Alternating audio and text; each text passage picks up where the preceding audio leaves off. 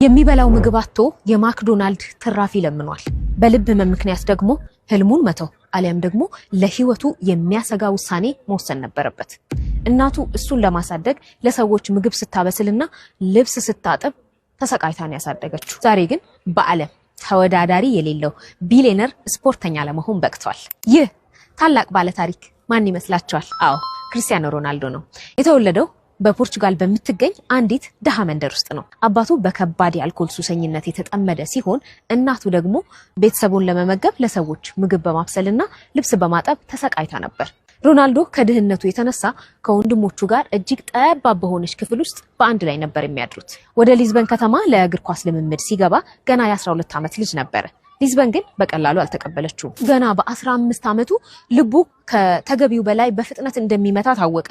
ኳስ መጫወት ማቆም አሊያም ደግሞ ለህይወቱ የሚያሰጋ የልብ ቀዶ ጥገና ማድረግ ነበረበት። ሮናልዶ ግን ህልሙን መረጠ። ቀዶ ጥገናውንም አደረገ።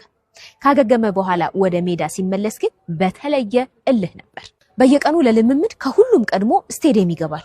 ሲለማመድ ቆይቶ ከሁሉም ዘግይቶ ይወጣል። በዙሪያው ያሉ ሰዎች ችሎታ አለው፣ ነገር ግን ያን ያህል ጠንከር ሊል አይችልም ይሉት ነበር። እርሱ ግን ዓለምን ጉድ አሰኛት።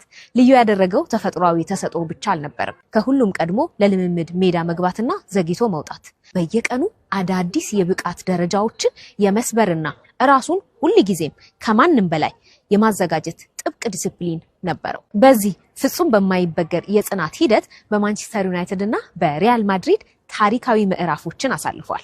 ሮናልዶ 5 የባላንዶር ሽልማቶችን አሸንፏል።